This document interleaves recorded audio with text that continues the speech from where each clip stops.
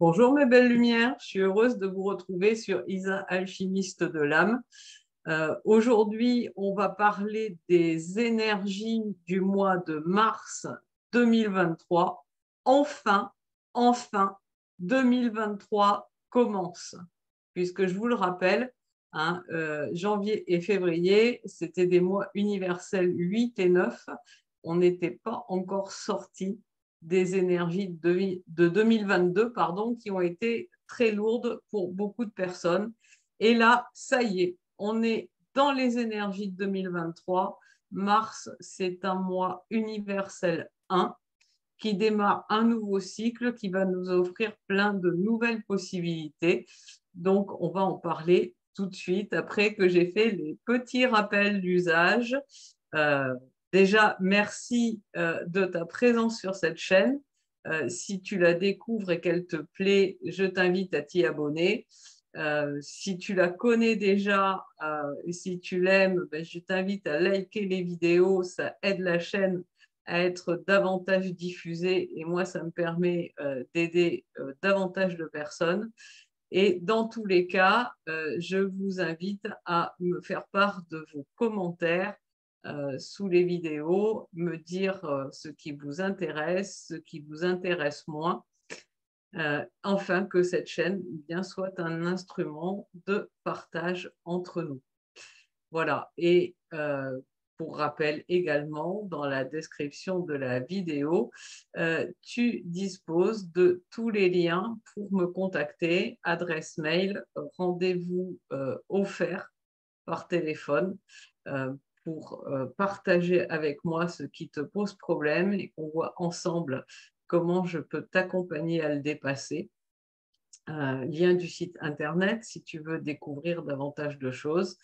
Voilà, tout est là, tous les outils sont à ta disposition et moi de même, je suis toujours en joie de vous découvrir de l'autre côté de l'écran lors des séances que nous faisons ensemble.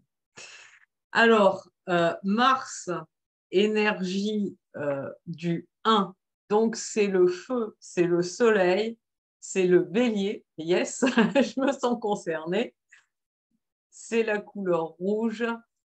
Cette énergie du 1 nous invite à la maîtrise, à l'action, à la créativité, à l'autonomie, l'indépendance, développer notre leadership de manière saine et on rentre dans un nouveau cycle bien sûr, de 9 mois avec cette énergie du 1 dans cette année 7 qui nous invite à une reconnexion à l'amour divin, la connaissance universelle, notre cœur diamant.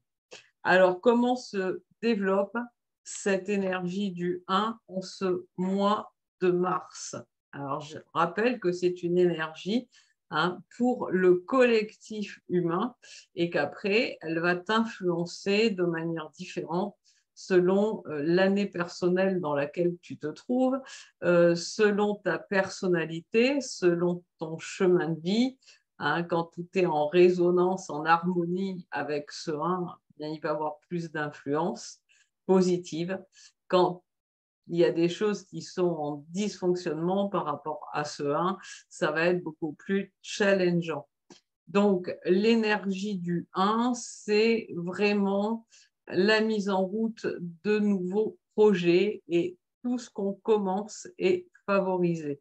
Normalement, il y a très peu d'obstacles, mais il va être impératif dans cette énergie du 1 de s'affirmer sainement, de s'investir, vraiment de prendre l'initiative, d'être aux commandes de sa vie, réellement de compter avant tout sur soi dans ce qu'on va mettre en place pour que tout se développe d'une manière positive tout au long du cycle de 9 mois dans lequel nous entrons.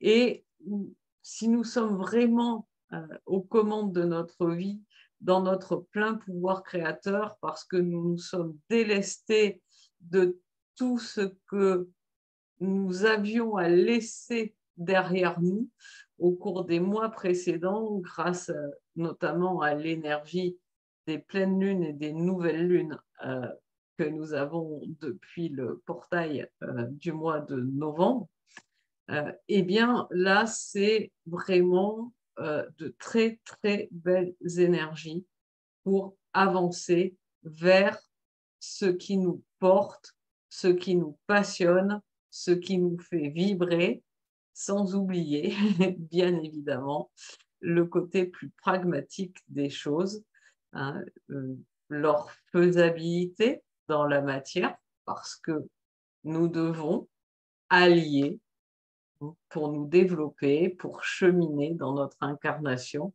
la 5D, hein, l'espace du cœur. Je rappelle que la 5D, ce n'est pas un lieu et on ne prend pas sa petite échelle pour monter les barreaux pour ascensionner en 5D. Hein. C'est vraiment quand on est dans l'espace du cœur qu'on suit les désirs de son âme. Et pour développer les désirs de son âme, eh bien, il est nécessaire d'être en accord aussi avec le système danse 3D dans lequel nous vivons. Donc, cette énergie du 1 pour le mois de mars, elle fait la part belle à l'esprit de décision et d'initiative. C'est l'énergie du 1, c'est l'énergie qui engendre la création. C'est une énergie yang, une énergie feu, une énergie d'action. Alors, dans cette ambiance-là, hein, en particulier quand on est bien connecté, hein, parce que bon, si tu es sur cette chaîne, c'est que tu suis vraisemblablement un parcours de développement personnel et spirituel. On peut avoir des idées qui fusent réellement comme des éclairs, des traits de génie. Hein. Ce 1, c'est vraiment l'esprit en action et il amène aussi l'énergie de s'adapter, de suivre le flot d'une certaine manière, toujours en veillant avec le fait que ça colle à la 3D, ce côté pragmatique dont je parlais tout à l'heure. Alors, dans cette énergie du 1, il y a des choses auxquelles il est nécessaire de veiller. Tout d'abord, c'est l'impatience. Parce que, avec les idées qui fusent, oui, on voudrait que ça descende là, tout de suite dans la matière. Sauf que, il faut quand même le temps que ça se matérialise, que ça passe du monde de l'énergie pure au monde de l'énergie dense, puisque tout est énergie, je vous le rappelle. Alors, l'énergie du 1, c'est une saine individuation, mais ce n'est pas l'individualisme à tout craint. Il est nécessaire, dans cette énergie du 1, d'être à la tête de ses projets, hein. Mais ça ne veut pas dire qu'on ne peut pas travailler en co-création, par exemple, avec quelqu'un. Il est nécessaire aussi, avec toutes ces idées qui fusent, hein, de faire attention à la dispersion, de tout commencer, de ne rien finir, de ne pas aller au bout des choses. Et puis cette énergie du 1, elle nous pousse à un engagement, à donner vraiment le meilleur de soi dans ce qu'on fait. Alors, c'est bien, hein, d'avoir envie de donner le meilleur de soi, faire attention cependant à l'esprit de compétition, à la comparaison aux autres, qui peut toujours nous ramener des comportements égotiques. Alors, soit dans la version de l'ego pur, hein, c'est-à-dire qu'on ne va pas exprimer sa maîtrise intérieure, mais et son leadership de manière saine, mais on va essayer de prendre le pouvoir sur les choses ou sur l'autre. Voilà, ça ramène aussi à l'ego spirituel, bien évidemment.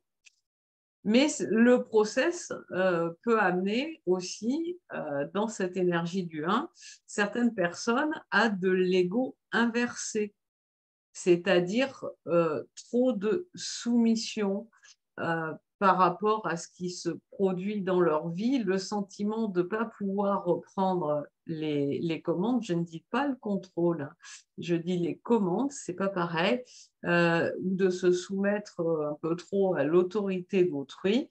Et tout ça, en fait, va dépendre de ce qui se trouve dans ton contrat d'âme, tel qu'il est retracé dans ton thème numérologique.